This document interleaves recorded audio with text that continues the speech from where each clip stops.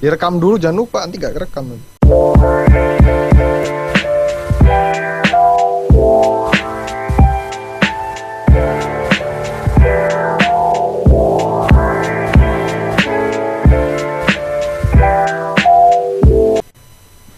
Jadi gini nih, sebenarnya wawancara ini untuk memenuhi nilai tugas ya.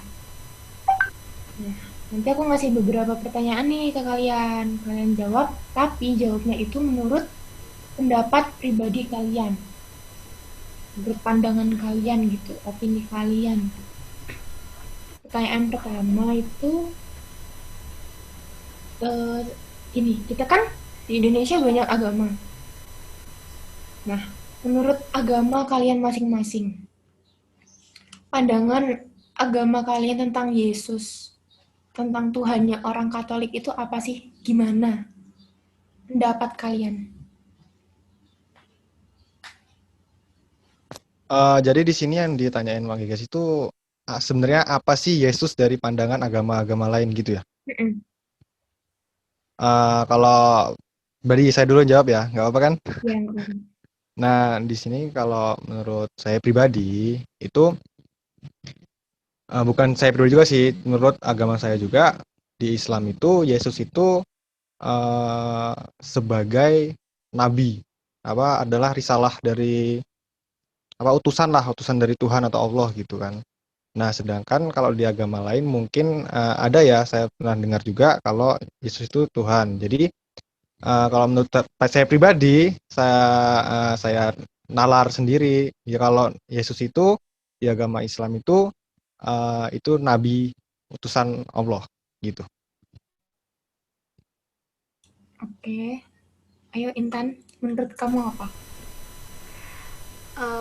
Kalau menurut aku sih, kan agama Kristen Katolik itu sama aja ya, nyembahnya ke tuh kan ke Yesus gitu kan.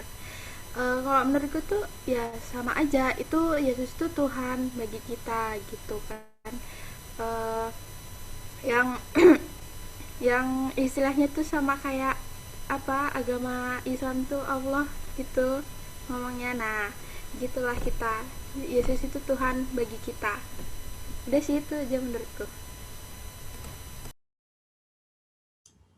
Oke, mungkin kalau agama Kristen sama Katolik hampir sama ya, hampir sama dalam artian Tuhannya.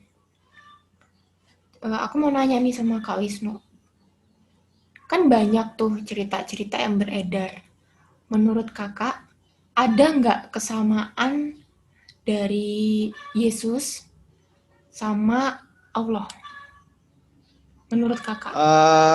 Kalau kalau disama-samain nggak bisa ya guys ya. Kalau di agama Islam itu Yesus atau Allah itu nggak bisa disamain. Itu masalahnya. Jadi eh Yesus kalau dia Islam, Yesus itu kan Nabi Isa. Tuh. Nah, sedangkan Allah ya penciptanya. Jadi nggak bisa disamain gitu. Jadi ya pendapat kakak nggak bisa disamain antara Allah sama Yesus. Gitu sih. Oke, terus pertanyaan selanjutnya.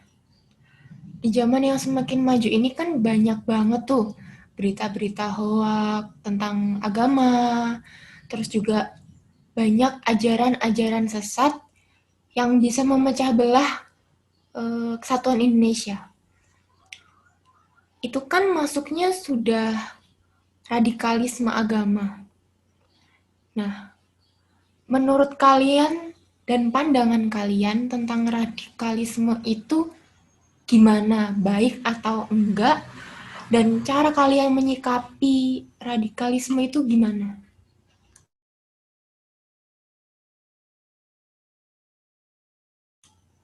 Ayo, siapa yang mau jawab? Boleh Intan duluan? Ya, bentar ya. Radikalisme gitu ya. Kalau menurutku sih radikalisme itu tuh udah tindakan yang nggak bener ya. Soalnya kan itu bisa memecah apa, persatuan antara satu agama dengan agama yang lain. Kan kita tinggal di Indonesia tuh, kita tuh juga tuh ada Pancasila kan, kita tuh satu negara yang punya banyak suku dan agama yang banyak, itu harusnya bersatu, nggak boleh dipecah-pecahkan karena radikalisme. Juga radikalisme agama itu kan terbentuk karena, kalau menurutku itu, satu agama yang apa ya, dia tuh lebih merasa kalau agamanya itu tuh lebih baik gitu, jadi dia mandang agama lain itu tuh, apa sih, agama lain itu tuh kayak kayak salah ajarannya gitu. Kalau menurutku sih itu. Oke, Kak Wisnu. Radikal ya, masalah radikal kan mesti kan garis keras tuh kan antara umat beragama yang pasti itu sering kejadian di Indonesia sih. Nah, yang paling kejadian banyak itu sebenarnya bukan antar dari agama ya.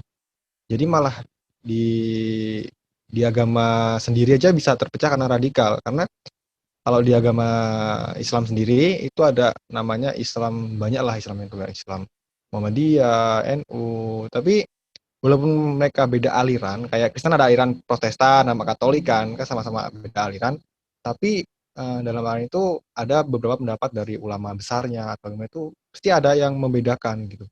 Nah, tapi adanya perbedaan itu tuh sama tujuannya. Jadinya tujuannya itu ya menyembah Allah, mengajak kebaikan, apa yang amalan-amalan soleh gitulah. Nah, intinya kalau radikal antar beragama lain, misalnya ya banyak kejadian kan Kristen dengan Islam tuh yang debat masalah inilah ayat inilah segala macam itu kan.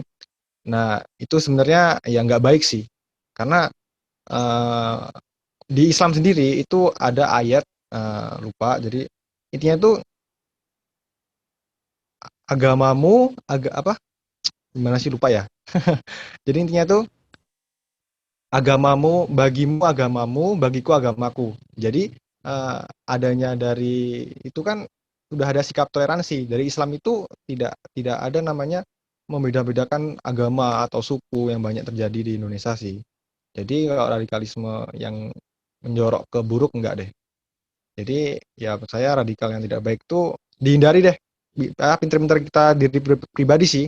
Karena biasanya ada sih yang atasnamakan agama ini, yang salah oknum satu aja, tapi yang kena satu agamanya. Itu banyak kejadian sih kayak gitu. Nah, yang menurut saya sih itu sih. Dari pembahasan radikalisme ini, tentu kan mungkin banyak ya oknum-oknum yang gak bertanggung jawab atas berita-berita yang beredar gitu segala macam. Nah, itu kan menyebabkan perpecahan. Misalnya pengeboman kemarin itu antara agama Islam sama agama Katolik Kristen itu menjadi apa ya, suatu konflik lah, konflik baru, masalah baru.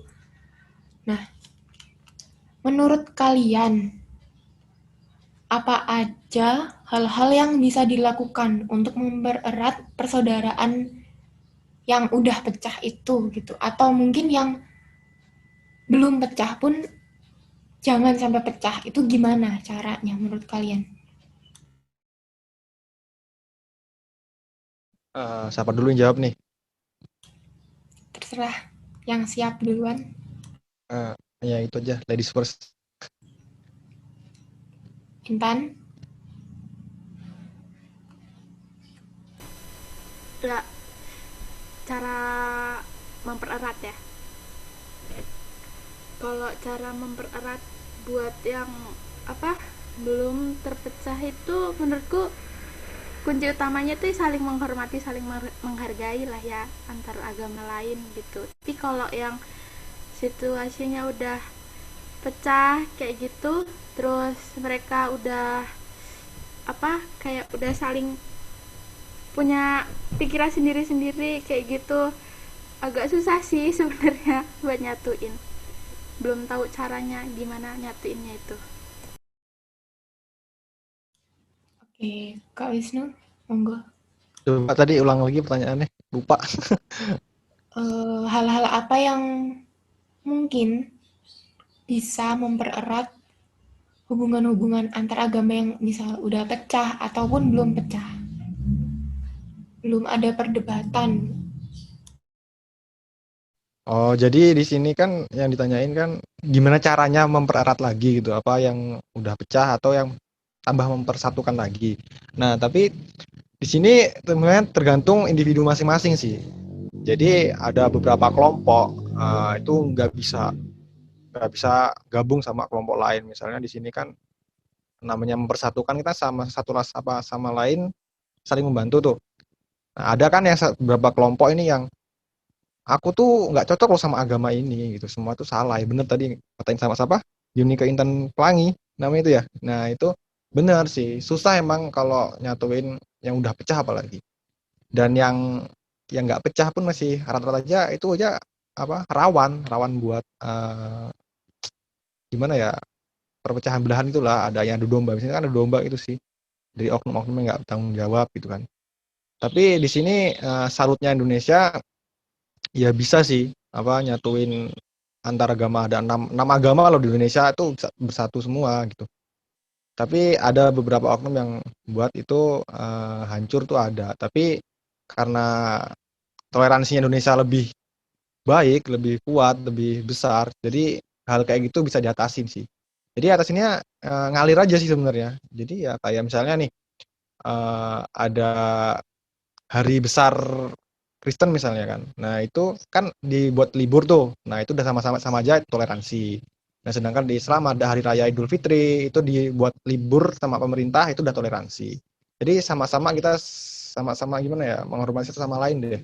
Misalnya kalau ada yang beribadah, misalnya umat Kristen beribadah, itu kita jangan ganggu. Nah, kebalikannya kalau kita orang Islam beribadah, orang Kristen jangan ganggu. Itu namanya toleransi. Seperti itu sih. Oke, pokoknya intinya adalah sikap toleransi. Terus nih, saya ini pengen tahu harapan-harapan kalian eh, untuk umat beragama, seluruh umat beragama di Indonesia itu apa sih?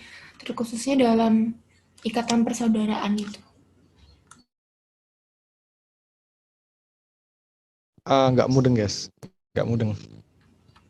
Misalnya gini, kita mengharapkan apa sih supaya rakyat Indonesia itu tuh semakin ini mempererat tali persaudaraannya. Mereka tuh semakin bisa memilah-milah mana yang harusnya dihargai, mana yang harusnya dihormati gitu. Soalnya kan banyak banget orang yang